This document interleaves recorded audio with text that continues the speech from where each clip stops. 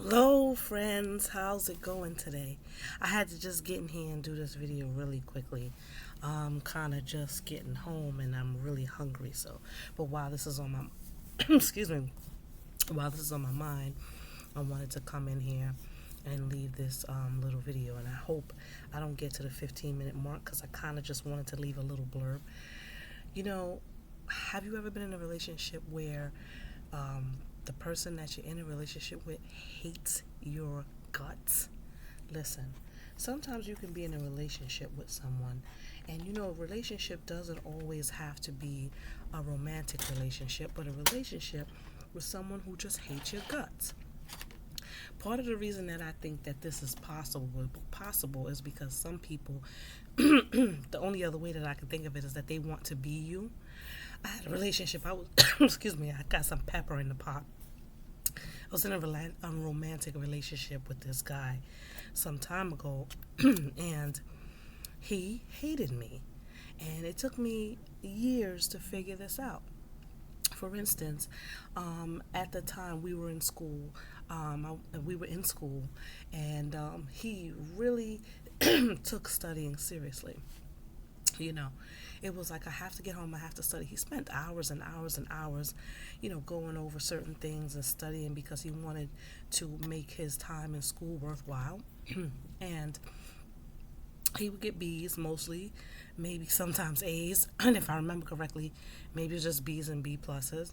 But he worked really hard for those grades, and those are really good grades. And then I would come about and I would take tests in the same subjects and get A's. And although I feel that I'm a type A personality, wasn't as type A as he was, I guess. So I wouldn't study as much and as hard. Like, he would give me excuses as to why we couldn't see each other or spend time together, and it was all about him studying. And I guess that's what he was doing for the most part, right? And not making excuses for other things that he was doing that I wound up finding out about, but that's neither here nor there. And when I would say, hey, I got an A, I really passed this, it had absolutely nothing to do with him. You see, when I am relishing in my accomplishments, especially with those who are supposed to care for me and who are supposed to love me, or who I feel love me and I love them, who care about me and I care about you, I never come in it with in the mindset that, yeah, I'm going to say this because I'm going to prove that I'm better than this person, or yeah, I'm going to say this because I got an A and you got a B, for instance. I never relish in my own accomplishments with malicious intent.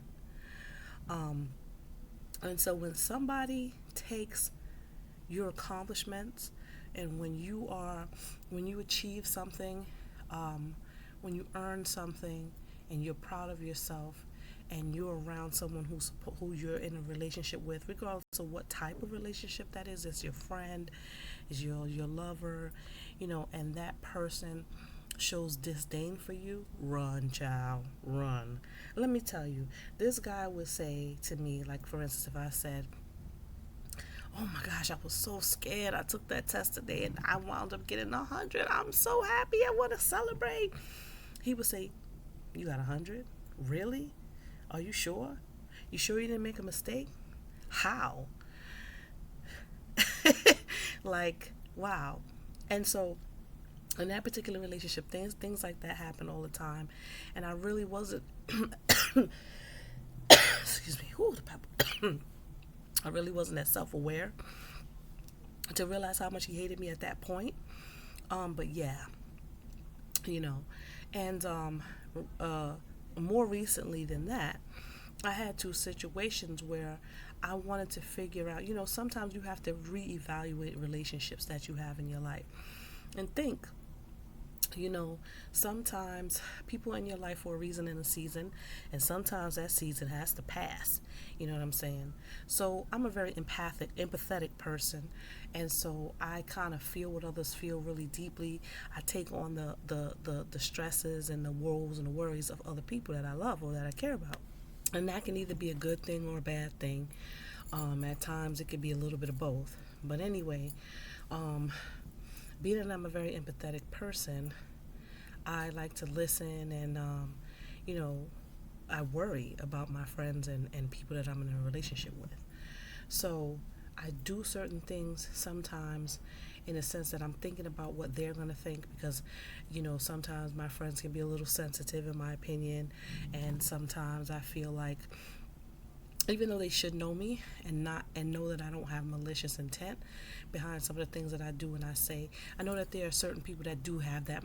They do have that sensitivity, and so I am very careful. Like, I have different friends in different spaces, so I know that I can say this around this one, or to this one, and I can't say that to or around this one because they're going to get offended. So it's like, you kind of have to know your personalities and what you're dealing with and who you're talking to, and things like that. And so I'm very mindful of that. Um, but I had a situation where I was in a place and I was given some leeway to do something that I really like to do. And I'm really good at it. I'm saying I'm really good at it, but I'm also very humble when I'm doing it. So many people have come to me and said, wow, really giving me accolades for what it is that I do. And when I'm doing it, and even afterwards, sometimes I'm doubting myself, but I never go at it in a way that is cocky. But sometimes you have people that want to do what you do, or you may have come together because you have something in common where they want to do what you do. They may even do what you do, right? Let's say singing, for instance. And you know, I can sing, I can teach people how to sing, and I've done it. And I've had choirs and I've had groups that I put together, and I've had those people perform, and that's just a gift that I was given. And I'll meet people, or I've met people who have the same gift, but sometimes people have the same gift in a different way. Sometimes people have different levels of the gift, and for some people, they are not okay with that. And even if you're in their lives and they're in your life, and you're supposed to be in a relationship where you care about each other and you love each other, sometimes those same people are looking at you like Mozart and Salieri.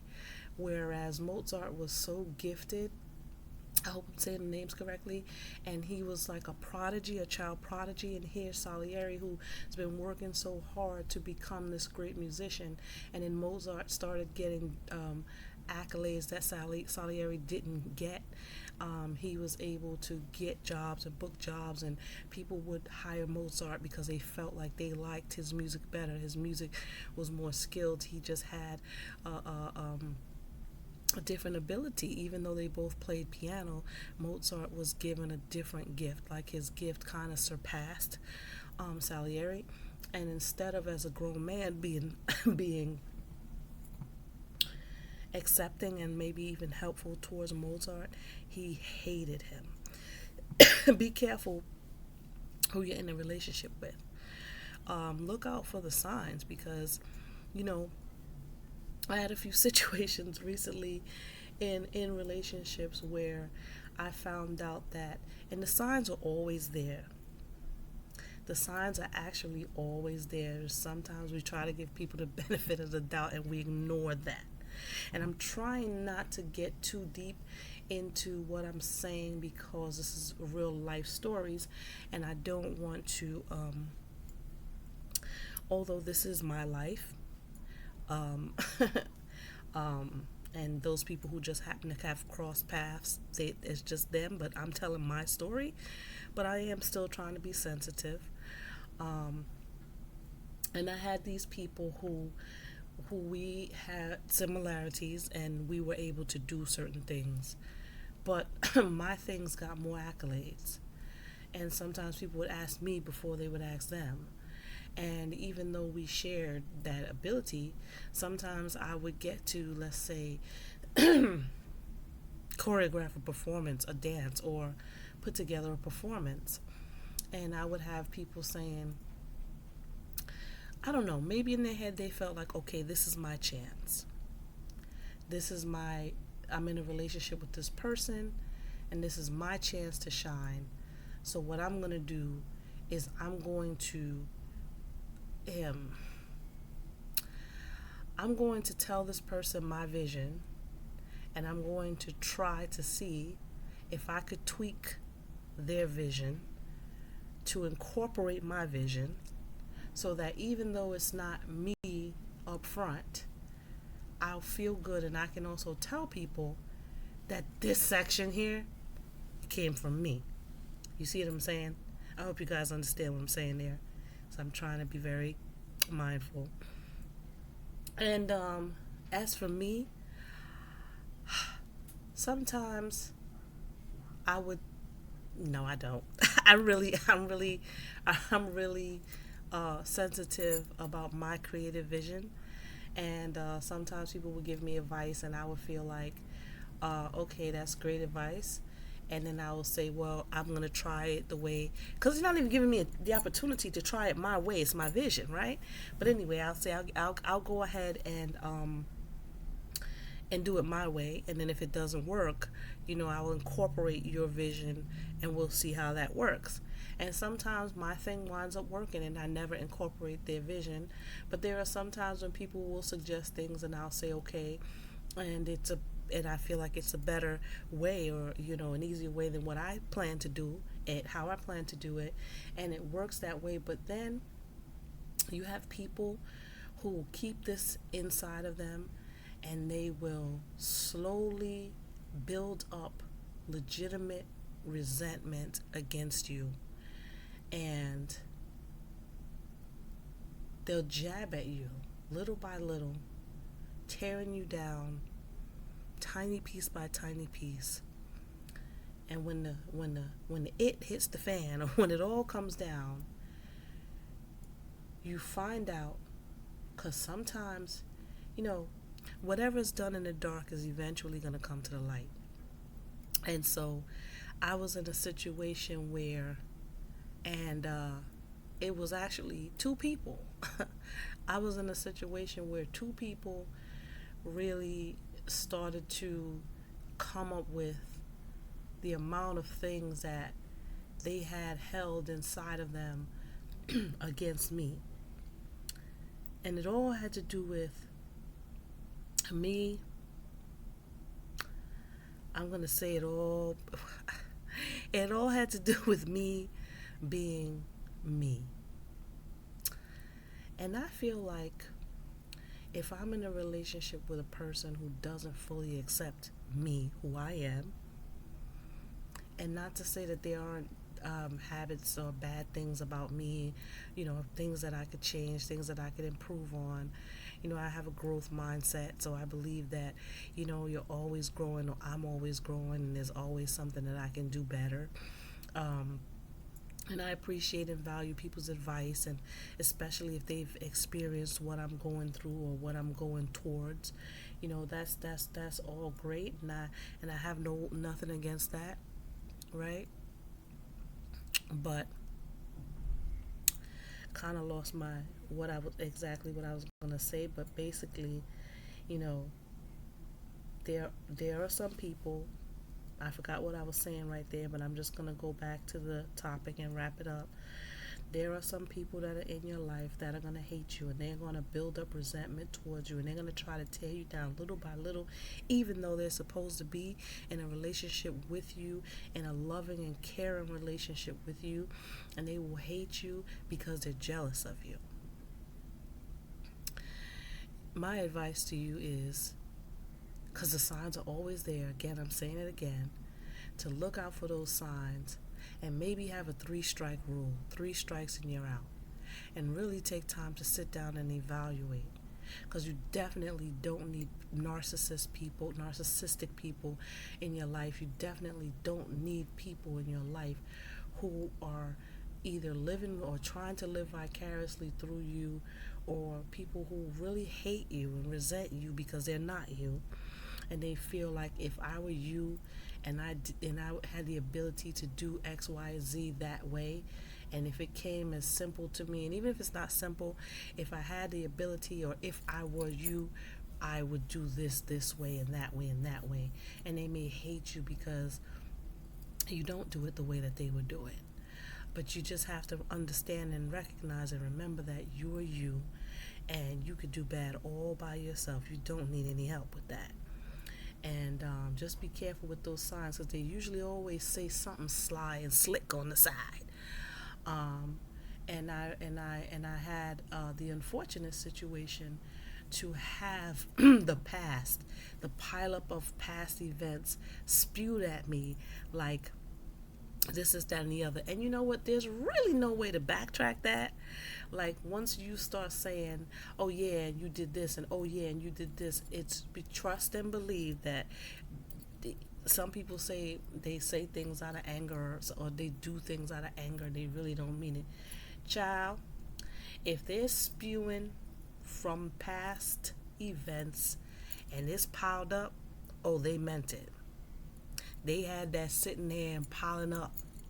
They meant every word of it. They just, maybe they regret saying it out loud, because, I don't know, maybe they feel like they're going to lose some of their benefits, or they're not ready to let go of you, or for you to let go of them. But anyway, I'm going to cut this and end this here.